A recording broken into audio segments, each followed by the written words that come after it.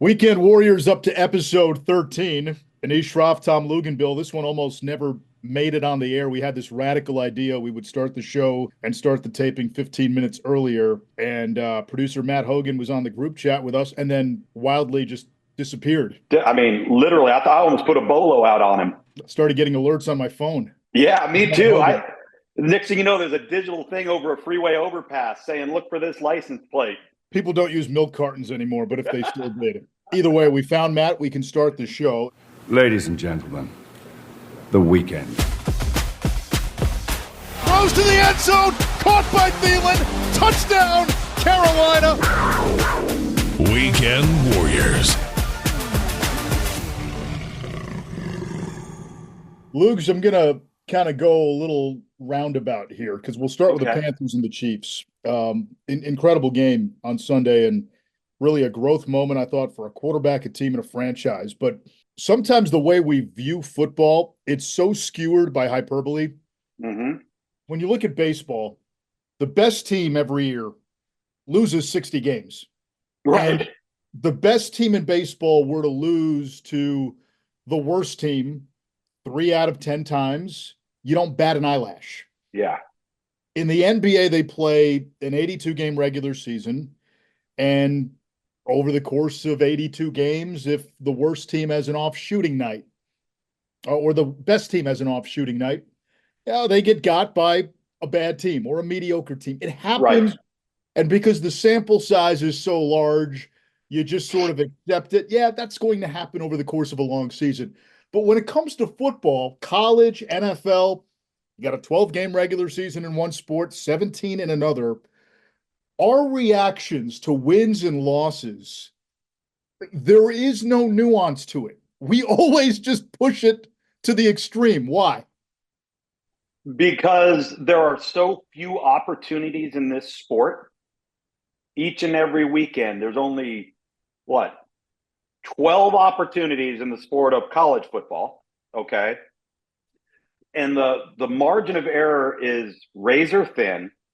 And so a loss can become ridiculously over-magnified, while the win doesn't seem to create the same attention. It doesn't seem to carry as much weight. I don't know why that is. But I do believe it's the select number versus the NBA, Major League Baseball, as you referenced. I mean, even in the National Football League, you have so few teams, and the talent level and the discrepancy is all about the quarterback position. And so I think what we do is we have knee-jerk reactions, we become prisoners of the moment, and then we immediately dismiss a team's ability to just have an off day, to respond the next week. We think the sky is falling, especially in college football, if somebody loses, because you're looking at it from such a perspective of we couldn't afford to do that. And in what you're talking about with baseball and basketball, they can. Because you play the next day, or you skip a day and then you play 2 days later.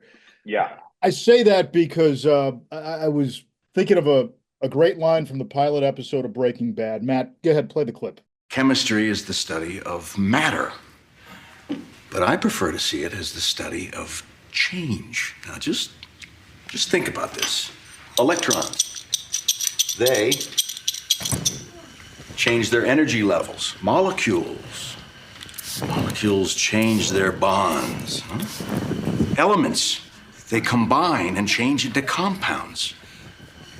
Well, that's all of life, right? I mean, it's the constant, it's the cycle, it's solution, dissolution, just over and over and over. It is growth, then decay, then transformation. When you hear that, I think of the arc of, let's take the Panthers season. Mm-hmm. Got a new coach, you got a new GM. Dan Morgan was the assistant GM, promoted, but his first time as a GM. Mm-hmm. Bryce Young is going into year 2. Everybody feels good in July and August that this thing is going to be better. Hey, it can't get worse than 2-15. And you feel that there's real growth. The starters don't play for much of the preseason. The one drive they play against Buffalo, they look pretty good, even though it was the Buffalo backups who were in there. Right. And people are genuinely excited about the season. They look at the first 10 games before the bye week and you say that's a manageable schedule. The month of October, you're playing 3 rookie quarterbacks. There's a chance here to make some hay. If Bryce can get better and the offensive line should be improved, then the first 2 games happen. So you go from that growth to decay. And you Yeah. lose 47-10 in the opener, a game that's over after 1 quarter. Bryce Young on the first offensive snap of the season throws an interception. Right. The following week against the Chargers, you lose 26-3. Everybody is questioning the coach. Everybody is questioning the roster construction. Bryce is a bust. He's done. It's catastrophic. And then week 3 happens. Andy Dalton comes in. They go to Las Vegas. Well, hold on a second. Hey, wait a minute. There might be something here. What's going on? And Dalton saves the day. So now we're ready to write off Bryce. Okay, we got to move off of him. He's done. He's benched. Well, he gets his second chance now. Okay against Denver. Probably not great. But again, first start back against a very good defense. Played well. I wouldn't say great, well enough, and managed the game against the Saints and the Giants. They win. And then what we Sunday against Kansas City, again, it's 1 game, and I don't want to do what we talked about in the open and use that jump to conclusions, Matt. But that no, it did, Lugs. That felt like transformation. I've watched every single one of his starts as a pro. By far, the best he's looked. The decision making, the quickness of those decisions, making plays downfield. He even had a couple of balls downfield. There was one late in the game. Xavier Leggett just dropped it, and that would have been that was a great throw, by the way. A great throw. Breadbasket throw. And you're watching this guy, and he's going toe-to-toe essentially with Mahomes. And again, at the end, I said it on the radio when they had a 1st and goal at the 1-yard line. I said, listen, I know there's $150 or so left here. I know you got to score and you need a 2-point conversion. But when you look when you look on the other side, there's a part of you that's in the back of your head. Don't score too quickly. This guy only needed 19 seconds in that playoff game a few years ago. But again, you got beat by an all-time player who made a great play, and Kansas City wins the game. But I'm watching that and I'm going, man, that felt like a moment. And again, if he goes backwards next week, we're back to doom and gloom and catastrophe. But to do it against Kansas City, and Kansas City, Luke, I mean, you watch the game. They didn't play poorly. They scored on their first 5 drives. They didn't turn it over. That's the gold standard in the NFL. And a team that nobody thought had any business being in that game went toe-to-toe with them for pretty much the entire duration of that 60-minute game. Yeah, and I've actually thought about this. I was watching it last night, and again, credit to the Black Helmets. The Black Helmets are doing it. They're doing it for me. They should be doing it for everybody because those things are freaking awesome. I think that the word that comes to mind when we've watched, as you referenced, the evolution here, the change, and what potential transformation that could lead to another phrase, redemption. Yeah. All right. But before we get from transformation to redemption, somewhere in the middle there lies perspective. Perspective on behalf of the fans, perspective on behalf of the organization, perspective on behalf of the coaching staff, but maybe more importantly, the perspective of Bryce Young himself, stepping back, watching it from afar this time, seeing things move at a different pace when you're not on the field, and all of a sudden, because this is what I think he's done, and again, not to put the cart in front of the horse or the horse before the car, however that damn phrase goes, is I think that he went to work when he got benched as opposed to went in the tank. His study habits likely didn't change. His time in the building didn't change. He took it upon himself from a maturity standpoint to say, all right, I can go one of 2 directions here. And if I go the direction that's going to allow me to have a chance to succeed, if I'm given another opportunity, what does that do long term? Because the opposite dooms your whole career. It's over. And then word starts to get around, right? So for me, I think what he's done is shown an incredible amount of maturity, a thick skin, a short memory. And those are all traits that you really can't coach. Guys either can do that or they have that or not. Now, I'm going to say another thing here in relationship I want to to stop you real quick. Go I ahead. have a question Go ahead. for you because you Yeah. watched this kid since he was in high school and Yeah. he was lighting it up and Yeah. the physical limitations, whatever you want to call it. We know he's not a tall guy. He doesn't have Yeah. a huge arm, but he was always able to compensate for that. But that intangible aspect that you just talked about, okay, I got benched, took my medicine, I'm going to go to work. How much of that showed up from a young age when you looked at him in high school? Well, to be honest with you, that's a tough question to answer because the one thing about him is he's rarely had to face or deal with losing. He went to Mater Dei, where they basically beat up on everybody his entire career. Then he gets to Alabama, doesn't have to play right away, works himself into a rotation, develops, matures a little bit, becomes a guy, doesn't have to deal with failure, right? And so, quite honestly, what might make this most impressive about him is this is the real first telltale sign for him as an athlete at this age in his career to actually have to deal with and figure out a way of how to crawl yourself out of failure. And I don't know what he would have done as a young player. Sometimes when you think it's becoming easy because you become so accustomed and conditioned to expect to win that it can be easy to not be a worker or not put as much time in or skip this workout or what have you. I don't think that's ever been in his makeup. I really don't. And I think it's why he has put himself in the position he's put himself in for the last few weeks. And that leads me to my last thing in regard to him, the quarterback position in the National Football League as a whole. Circumstance and environment is a real thing when it comes to quarterback development. I'm going to use Kurt Warner here as a prime example. Timing, right place at the right time, right staff, right organization, right personnel, all of the stars aligning at one time. If Kurt Warner would have come out of NFL Europe and been with any of the other 31 teams in the NFL when it happened, would we have had the 99 and 2000 Rams? Because you're talking about a guy that stepped into a moment where every single piece of the puzzle was in place to help him succeed. Bryce Young has stepped into a scenario from an organizational standpoint where not all of those pieces are in place yet. And that does matter. It matters foundationally. It matters from a maturity standpoint. It matters from just having help, not feeling like you got to do it all and getting beat up and getting crushed. Sometimes I ask the question, where would David Carr be in the annals of the NFL quarterback position had he gone anywhere else but Houston? Yeah, where he had no offensive line and just took a beating. And you're right, Kurt Warner stepped into a spot with the Rams where you had Isaac Bruce and Torrey Holt and Oz Hakeem and Marshall Faulk. Orlando and Pace you had Kevin Carter and London Fletcher on defense. You had a team. You had a team, and you had elite players at the time where you actually had to have it for that quarterback to have a chance. Now, that's not to diminish Kurt's ability level. I've been around him since he was in the Arena Football League. He's talented. But that needed to happen.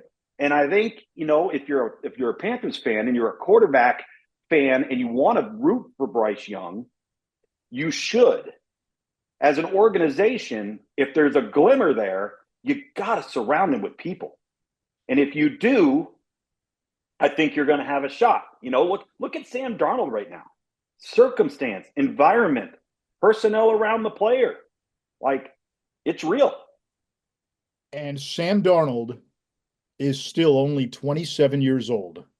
And I think Correct. we forget that age component. Bryce is 23. He turned 23 over the summer. For context, you and I cover college football. We've done a lot of games over the last few years where there are fifth, sixth, even seventh-year quarterbacks. Yep. 23, 24, 25. Cherry picking quarterbacks off of current top 10 teams, just for an example. Dylan Gabriel for number 1 Oregon turns 24 next month. He's older than Bryce Young. Correct. Will Howard for Ohio State, Kansas State transfer, turned 23 in September. Yeah. Riley Leonard at Notre Dame is 22. Carson Beck at Georgia is 23. Mm-hmm. Curtis Rourke at Indiana, who started at Ohio, is Correct. 24. Cam Ward is 22. Bryce is still only 23 years old. We have done games with guys. I've got ECU Navy this week. The punter for ECU is 32 years old. Oh, my goodness. He's 2 years younger than his offensive coordinator. Unbelievable. By the way, let me bring up two other names that further proves your point. Do you remember Bo Nix at Auburn and Bo Nix at Oregon? Two different players. Bo Nix at Entirely Auburn different was a players. guy who came in with the specter of what his dad had done at Auburn, and there was all this pressure. The He savior. had to get out of there, and when he went to Oregon, became a real quarterback. And I think we saw his potential unlocked. And I hate to do it as a Panthers guy. Credit to Sean Payton, where Bo Nix might be the offensive rookie of the year right now. Right. Now, I'll give you the other one. Same deal. Long shelf life in college. Our guy at the Washington Commanders, Jaden Daniels. So you and I remember we did his first spring game at LSU. Correct. And he had that fantastic first season at Arizona State. Yep. And then slumped the sophomore year. Backwards as a sophomore. When And he as a came junior. to LSU initially, there was no guarantee he'd be the starting quarterback. And I Right. remember we walked away from that game going, yeah, I'm not sure. He didn't look all that good. And that was a Yeah, he spring didn't. game, a controlled Yeah. environment. Yeah. And on that day, I remember Miles Brennan and Garrett Nussmeier looked like they were viable options. And then 2 years removed from it, here he is with a Heisman Trophy and a first round selection. But age and maturity and experience is part of that. Bryce was a 3-and-out guy. I mean, those. Would Bryce Young have been better prepared for the National Football League had he taken Bo Nix's path? Absolutely. Right. I'll give you another one. Joe Burrow at Ohio State was what? A guy, a backup? Yep.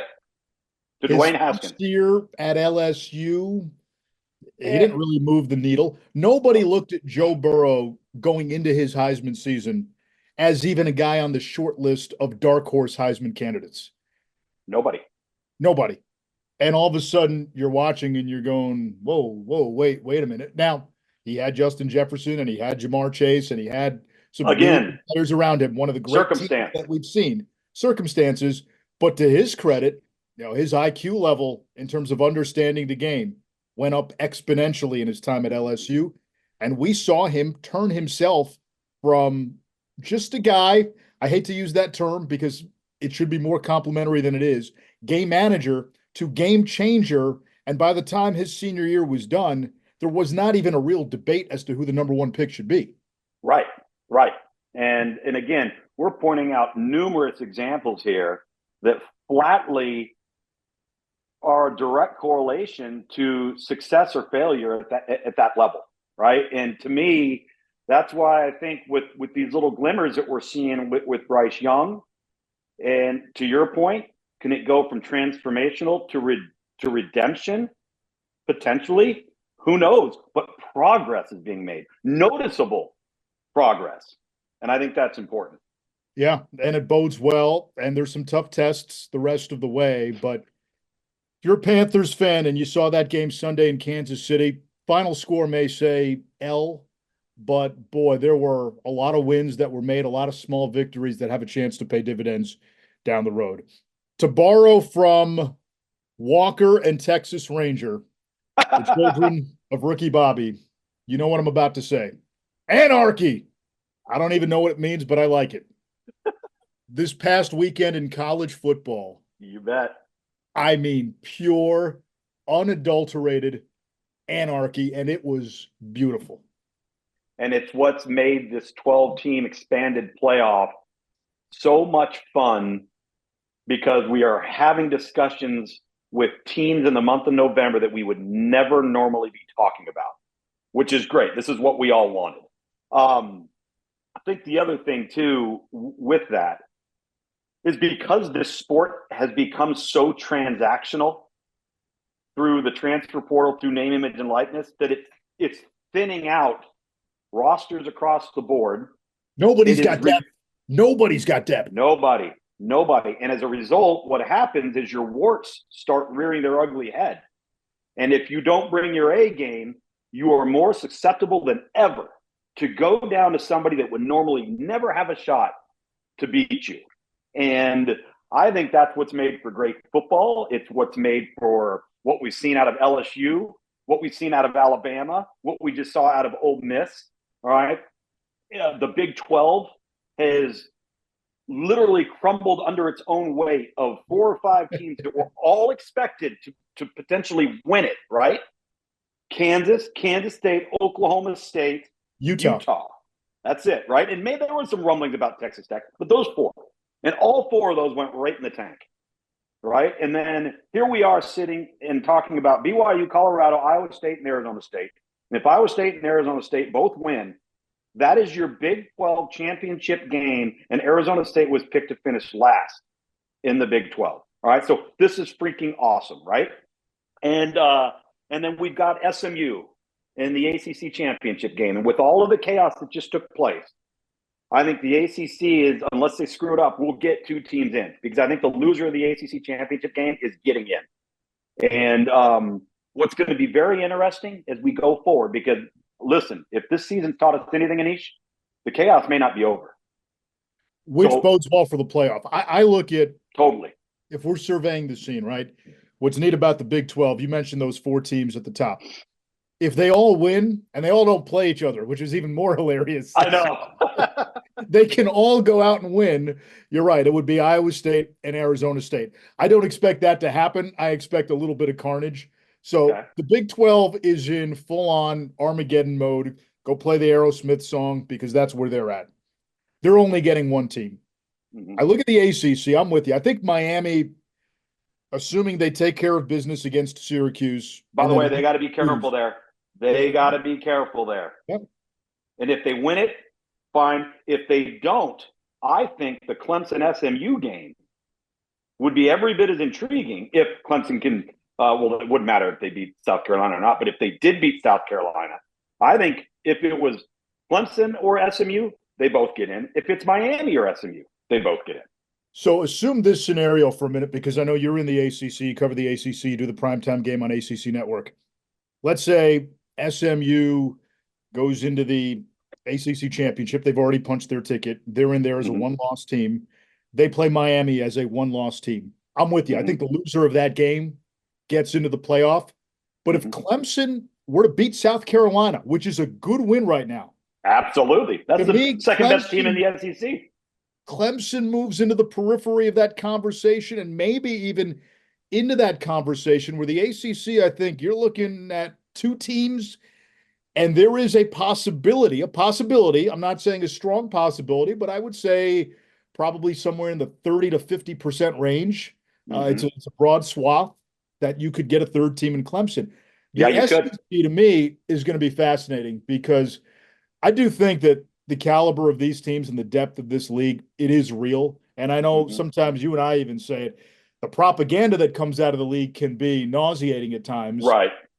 But they're a much better and deeper league top to bottom than the Big Ten. The Big Ten is aided by the fact that outside of the top 4, there's no meat on the bone. Dude, I think it's a bad league, Anish. I'll go ahead. I've said, when you look at how underwhelming the Pac-12 new teams have been, you look at Iowa with 19 stars back, did not materialize. Michigan regressed, right? And here's the other component to this, and it's not just the Big Ten. It's all conferences.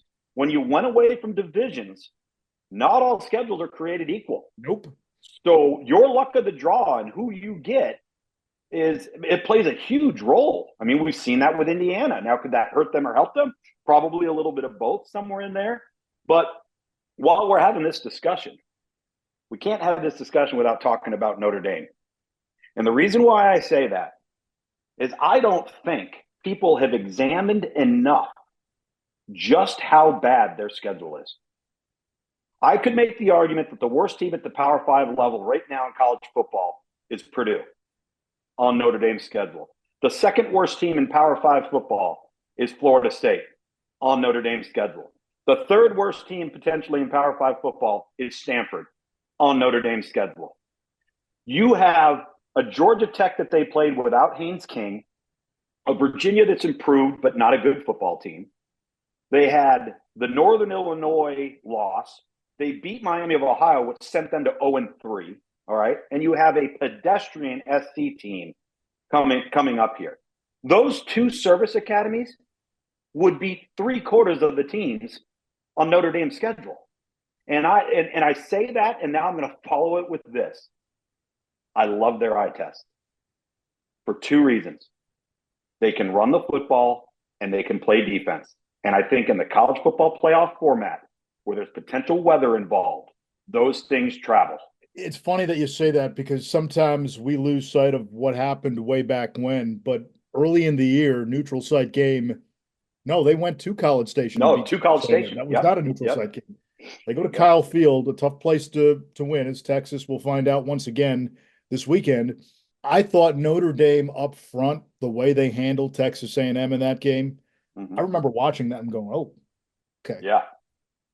We didn't know how good A&M was going to be at that point. They were fringe top 25, and up until a few weeks ago, they were right there at the top of the SEC. Still have a chance to get to the SEC title game, but that's a win where if A&M beats Texas and gets to the SEC championship game, it's going to boost Notre Dame. They had the Louisville win, but again, Louisville is kind of fallen off too. Yeah, I'm with you. I like Notre Dame. I think they're going to create some problems for people. To me, just the way this SEC race shapes up, Texas, I think they're number 3 by default. They're number 3. They are, but they're going to be a lot. The committee doesn't know what to do with them. They look at the horns on the helmet. They realize it's Texas, and you watch them, and you're saying their best win is Vanderbilt. By the way, they're a huge recipient of a favorable schedule. Huge, right? But they're going to be Michigan, and Oklahoma. None of those teams were ranked going into last weekend. Right, exactly. And so, but here's a question for you that I've asked a lot of people because of the comments that Greg Sankey made about participation in a conference championship game. What if A&M beats Texas, loses to Georgia, and has 4 losses? No way. You can't put them in. You can't put them in. No, too many scars. Too many scars. I agree. Okay, good. Do you see a scenario where a 3-loss Alabama team, assuming Bama beats Auburn, do you see a scenario where Alabama gets in? No, absolutely not. I think they're going to get in. I'm telling you, really? I don't see the committee leaving Alabama out. Well, my thing with that is they have failed miserably at the eye test. They're so sloppy, they're so undisciplined, and they have a lack of consistency that we haven't seen in 17 years. There's a lot of truth to that, and Kalen DeBoer has, in a lot of ways, the job with the most resources and also the job with the most unrealistic expectations, which is to follow the guy who, for the entirety of his Alabama career, had his team either playing and winning a national championship or, at worst, in the conversation for a national championship and a playoff spot. I think the fear factor is gone without Saban. I also think Jalen Milroe had some games early, and we talked about this on some of our earlier podcasts, where you feel like you're watching the second coming of Lamar Jackson. And then there are moments where it's more Anthony Richardson, and you say to yourself, okay, I know he's got a lot of people in his ears. I know he's probably going to go pro because he will be a first-round pick. Somebody will look at the tantalizing potential. Yeah. But, man, if he had one more year, if he came back for one more year, right? Just the earlier point that we had about quarterbacks and development, isn't Jalen Milroe a guy? And, again, with the NIL money that Alabama has, they can make it worth his while. Yeah. Isn't he a guy with some of the inconsistency that we've seen one more year? Or is that crazy talk? Oh, I think, to be honest with you, I think when he turns his papers into the NFL, they're going to tell him to go back. I just don't think he has been fundamentally sound enough to be a consistently accurate passer, which in the National Football League, along with decision making, is the two most important traits in all of football at the quarterback position. And listen, here's another avenue that a lot of people may not consider. Alabama may say, time for you to go somewhere else, or it's time for you to enter the NFL draft, because they may be done. I was having this conversation with a couple of guys on our college football crew, Andre Ware, Paul Carcaterra, and I'll bring it to you. The last point here is, in this age of the portal, in this age where college athletes are essentially Hessians, they're mercenaries. Sure. Have we seen the last of dynasties? And I'm not saying that Georgia and Ohio State and these big teams that have all the resources won't be able to buy players and collect talent. But as you know, year to year, there's a locker room dynamic and a chemistry, and it changes. And the basketball example is Kentucky, right? You went one and done, and you're getting all these best recruits. Sometimes the mix doesn't work. And when the mix doesn't work, doesn't matter how talented those guys are, when you're constantly hitting reset on personnel, which means you're constantly hitting reset and having to rebuild your culture. Correct. And you can't stack those bricks the way you used to year by year. I think it makes sustaining success, doesn't matter who you are, I think it makes sustaining success exponentially tougher. I could not agree with you more. There are no more foundational pillars. There is no more player development long term. There are going to be very few rosters that will be playing with redshirt juniors and redshirt seniors as the vast majority of their 2D. The 3s and the 4s that are elite level recruits at a Georgia, a Clemson, Ohio State, Alabama will not stay within the program, because if it can go off to Mississippi State or NC State or wherever and be an impact player right away, they're going to leave. There's just no way to develop competitive depth.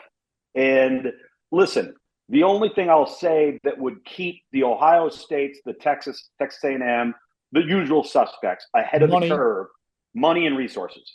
Yeah. It will keep them ahead of the curve.